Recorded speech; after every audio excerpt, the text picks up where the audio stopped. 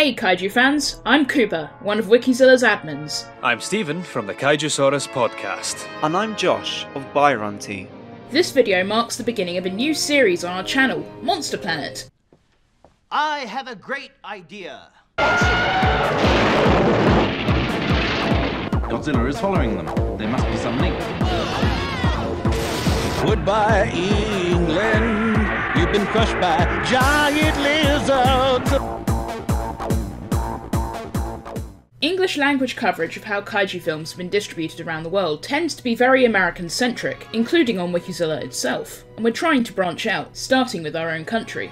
A huge number of kaiju films played in theatres throughout the United Kingdom from the 1950s to the 1970s, but between a strict ratings board and limited television airings, the genre never caught on the way it did in the USA. We've been something of a desert when it comes to home video releases. Fortunately, the Kaiju Renaissance is finally starting to change that.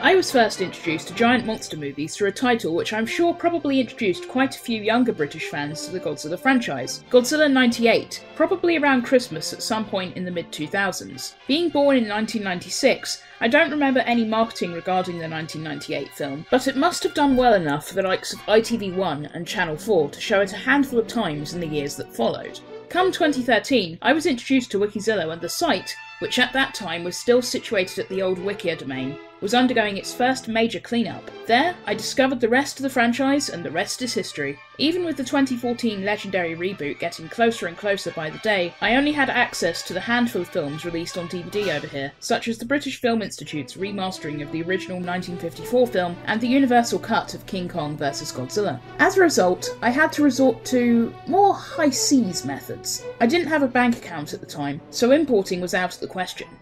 I was indirectly introduced to Godzilla and kaiju films initially through Stephen Jones' book, The Illustrated Dinosaur Movie Guide, which, don't get me wrong, utterly tore into the films in a way that was typical of Western print at the time, but still, nonetheless, prominently featured them. Later, in the summer of 2000, my family and I were on holiday in the English seaside town of Skegness, and we came across a video shop. I found and eagerly snapped up The Lost World, Jurassic Park, while my dad encouraged me to go for a different tape. I recognised the name on the tape, but not much else. It looked strange anyway. What was a three-headed dragon doing wrapping itself round a giant dinosaur? Anyway, it turned out The Lost World was a wee bit too intense for 7-year-old Stephen, and as a consolation, my parents gave me an early birthday present. It turns out they bought that weird tape anyway, because they knew somehow I'd love it. The next morning, I watched Godzilla vs King Ghidorah. My parents were right, and the rest is history. How I discovered the kaiju genre was down to a friend in primary school. He was pretty big into reptiles, dinosaurs, all that kind of thing, and adored the 98 entry. When I looked up the film online to get a sense of what exactly was Godzilla, I instead came across the whole franchise, not just G98, and it was pretty crazy at first because there were so many films out there I hadn't heard of, and I spent a good few lunch breaks in the school library looking them all up. So, after having a few watches online, back when these films were available on sites like YouTube and Dailymotion, I was hooked, and spent most of 2009 importing the DVDs of the main series. Horror movies have a long history of controversy in the UK. Following the release of Frankenstein here in 1932, the British Board of Film Censors introduced a new advisory rating specifically for the genre, and banned it outright during the final years of World War II. Consequently, Godzilla and his ilk had one strike against them from the start. In 1957, Godzilla, King of the Monsters, made its way to British shores about a year after it had been released on the other side of the Atlantic, and was paired with 1945's House of Dracula as a double feature. The distributor was Eros Films, a fairly new firm that was formed in 1947, and went on to release several more monster movies over the course of the 1950s.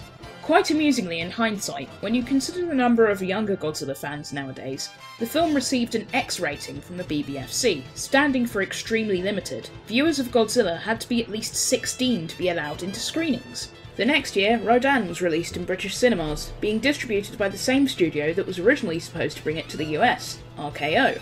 Like Godzilla, it received an X rating. 1958 was also the year when British audiences got their first dose of Daiei's attempts entering the new market established by Toho in 1954. Warning from Space, retitled Mysterious Satellite and distributed by Gala Film Distributors. This company, established in 1952 by film producer Kenneth Rive, primarily focused on bringing subtitled foreign language films to the United Kingdom, especially in London where there was a rapidly growing audience for the material. Warning from Space, in contrast to Rodan, received a U rating. It had been deemed by the BBFC to be suitable for everyone. Director Eugene Laurie, who had kicked off the whole atomic monster craze with The Beast from 20,000 Fathoms in 1953, gave the UK 2 giant monster movies to call its own, The Giant Behemoth in 1959, and more famously, Gorgo in 1961. Like Mothra, released in Japan the same year, Gorgo shook up the usual formula by letting the monsters win. Gorgo's mother, Ogra, takes out the Tower Bridge, Big Ben and Piccadilly Circus, before rescuing her son from his human captors and returning to Ireland. The film received a lurid novelisation from Monarch, no, not that Monarch, and a comic book series from Charlton. Conga, also released in 1961, enjoyed the same treatment. Once the 1960s began, the UK entered a period of fairly abundant film releases with regards to monster movies, and the strong market meant that a wide variety of distributors took the helm in bringing the films to British audiences, ranging from household names in the United States such as RKO and United Artists, to more local British companies such as the Rank Organisation, BLC and Grand National Pictures. Oddly enough, the X rating stayed prominent for kaiju films, even as the genre began straying away from horror in favour of a science fiction approach. Even the fairly light-hearted Mothra vs Godzilla, released by Warner Brothers under the well-known Godzilla vs. The Thing retitle, was available only to audiences aged 16 and up. That's a far cry from nowadays, when most films in the series are rarely placed above a 12 rating. 1969 was a bumper year for kaiju films in the UK, with 8 Japanese monster movies playing in theatres. They're all coming to the base of Mount Fuji to attack. Matango, incidentally, was based on the 1907 short story The Voice in the Night by British author William Hope Hodgson. 4 of the 5 Godzilla movies Toho made in the 1970s reached the UK, plus Latitude Zero and Space Amoeba. But they also nearly made a kaiju film with the UK's premier horror studio, Hammer, inspired by Dino De Laurentiis' impending King Kong remake. Nessie, first proposed in 1976, would have seen the Loch's most famous resident mutated by a chemical spill and embark on a worldwide rampage. Columbia Pictures, David Paradine Productions, and British film producer Ewan Lloyd, best known for his work on the 1978 war film The Wild Geese, were also involved. Toho and Hammer's plans called for Teruyoshi Nakano to direct the special effects and extensive filming in Toho's big pool. Unfortunately, Columbia president David Begelman was caught forging checks 3 months before filming was set to begin, throwing Nessie's funding into chaos. Hammer persisted with their attempts to make the film a reality as late as 1979, when it was finally abandoned. At least the monster herself got to meet Godzilla a couple of decades later in Godzilla the series. Another British monster movie inspired by the De Laurentiis Kong did manage to reach completion, though it ran into its own problems. In Queen Kong, a giant gorilla amorously chases a petty thief named Ray Fay around the streets of London. A Cineart Munchen and Dexter Film London co-production, it was directed by future Robotech producer Frank Agrama. Despite being an obvious parody, De Laurentiis and RKO managed to block its theatrical release in the UK. Their reasoning was that it hewed too close to King Kong's plot, in addition to being terribly written and could damage the remake's reputation by association. Still, it managed to play in Italy and West Germany, both popular destinations for kaiju films at the time. A Japanese company, Pando, unearthed it for a DVD release in 2002. The dub included on that disc, featuring the voices of Taichiro Hirakawa and Noriko Ohara, is supposedly even more of a parody. Queen Kong's UK premiere took place at the Far Out Film Festival in 2003, but no DVD for us yet.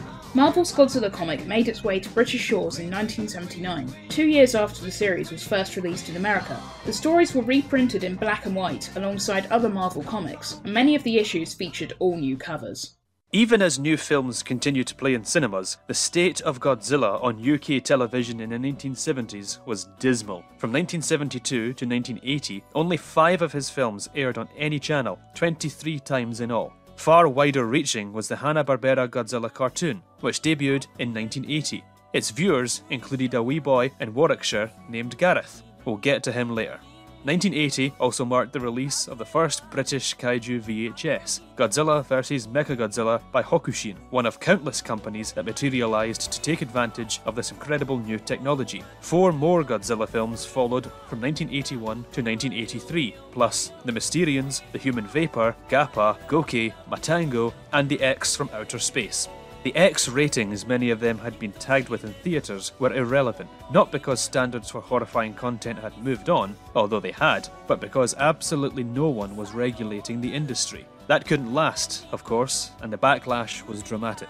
The Video Recordings Act 1984 brought every tape under the purview of the British Board of Film Classification. Though the main targets were a selection of horror films dubbed Video Nasties, its effects were wide-reaching. The Act applied retroactively, meaning the type of small companies releasing kaiju films had to submit their entire back catalogues for review at £600 apiece. Most didn't survive long after that. The only other kaiju film to reach the UK for the rest of the decade was Godzilla 1985, courtesy of Entertainment Film Distributors in 1986. The BBFC asked for 17 seconds of cuts to the Shockerus attack in order for the film to be released with a PG rating. Incredibly, an internal document identified the monster as a seahorse. It arrived on VHS fully intact a year later. Around the same time, Sandy Frank commissioned a group of voice actors based in Britain, including Garrick Hagan and Liza Ross, to dub the original Gamera as well as Gamera vs. Zigra. While plenty of the Hong Kong dubbers who had worked on kaiju movies since the mid-60s were British expats,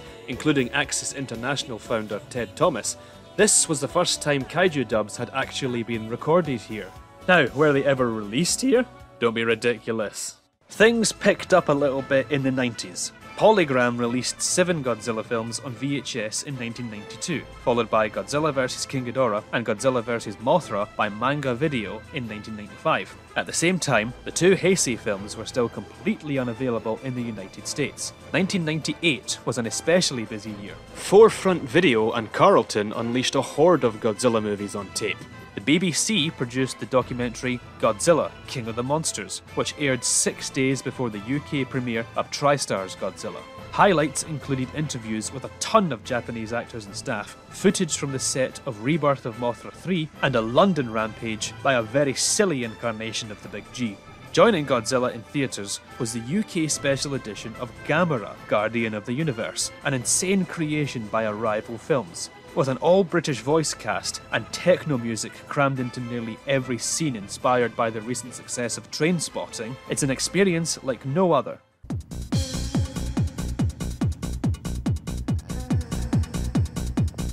Arrival announced plans to redub the Showa Gamera movies as well, but it never came to pass. Still, that wasn't the end for Gamera in the UK. Manga Video brought Guardian of the Universe to VHS in 1999, followed by a DVD which was only sold with a 2002 issue of Play Nation magazine. AD Vision added Gamera 2 and 3 in 2004. A few of Toho's more obscure genre titles also arrived here in the early 2000s from Arts Magic, including Princess from the Moon and a trio of 70s vampire movies dubbed the Bloodthirsty Trilogy. Meanwhile, the Millennium Godzilla series passed us by completely. In 2005, BFI released a Japanese version of the original Godzilla to cinemas and DVD, correcting a major oversight in the VHS era. The same year, Sony released the Monster Wars trilogy from Godzilla the series, still the show's only presence on home video here. A year later, BFI released another Ishiro Honda flick, Mysterians, on DVD, in Japanese with English subtitles. Universal also brought over their cuts of King Kong vs. Godzilla and King Kong Escapes. Unfortunately, those would be the last films we would get from the Kaiju back catalogue for the next 9 years. 2010 saw the first British giant monster movie since Queen Kong. British director Gareth Edwards' Monsters had its UK premiere at the Edinburgh International Film Festival, arriving in theatres on December 3rd. Shot in Central America, Mexico and the United States on a budget of only $500,000, the flick managed to do surprisingly well at the box office and with the critics, catapulting our beloved Gareth towards bigger projects. The Kaiju Renaissance period kicked off in 2013, when Pacific Rim stomped onto our cinema screens. Hollywood's kaiju films arrived here unaltered. Warner Brothers even dropped the 2 in Godzilla King of the Monsters title just before its release. Worth noting, however, is that a vast array of British actors have participated in Legendary Pictures' output. Idris Elba, Aaron Taylor-Johnson, Tom Hiddleston and Millie Bobby Brown to name a few. Moving on to 2014, Gareth Edwards owns this year for the Kaiju, directing Godzilla and producing Monsters Dark Continent, the latter premiering at the BFI London Film Festival. He also contributed a sketch to Godzilla, a zine edited by British cartoonist and animator Hamish Still. The following year, Toho's live-action Attack on Titan films premiered at Scotland Loves Anime. That was followed by an extremely limited theatrical run, a fate they shared with Monsters Dark Continent. Sony also quietly released Mothra on DVD, which has since gone out of print. And Hamish Steel celebrated Gamera's 50th anniversary with another zine, Gamera vs Zenra. Going forth to 2016, Love and Peace screened at the Glasgow Film Festival, and Third Window Films gave it a much needed Western DVD and Blu-ray release. Americans hoping to view it can buy a region-free player and get a small taste of our pain. The Attack on Titan films also made their debut on Blu-ray. After being briefly locked in distribution limbo, Shin Godzilla was finally brought to theatres nationwide by Manga UK in the summer of 2017, followed by home video releases in December. Shin Godzilla also played at the Glasgow Film Festival in February, and I wrote its introduction in the festival guide. Universal also released King Kong vs Godzilla and King Kong Escapes on Blu-ray, 3 years after doing so in the United States. 2018 marked Arrow Video's first venture into the world of Toho SFX with HD presentations of the Bloodthirsty trilogy. It was also the first year of the United Kaiju Convention, hosted in Stratford-upon-Avon and inspired by the success of G-Fest in the United States. The UK's home video fortunes changed dramatically in 2019, with Sony distributing Criterion's Showa Godzilla box set here. Some of these films had been unavailable since the VHS days, while others had never been released on home video at all. Now what's in store for the future for Kaiju in the UK? This summer, Arrow Video will drop their much anticipated Gamera Blu-ray set, featuring all 12 films, with 4K transfers for the Kaneko trilogy. It will also include the first high-definition presentation of Gamera the Invincible on physical format. Plus, another United Kaiju convention is set to be held in Birmingham on August 8th, hoping to bring together more British fans for another weekend of Kaiju fun. And that's our recap of the past 63 years of Kaiju in the United Kingdom. There's a lot we couldn't cover in depth for the sake of time, so if you'd like to learn more, check out the links in the description. Thanks for watching.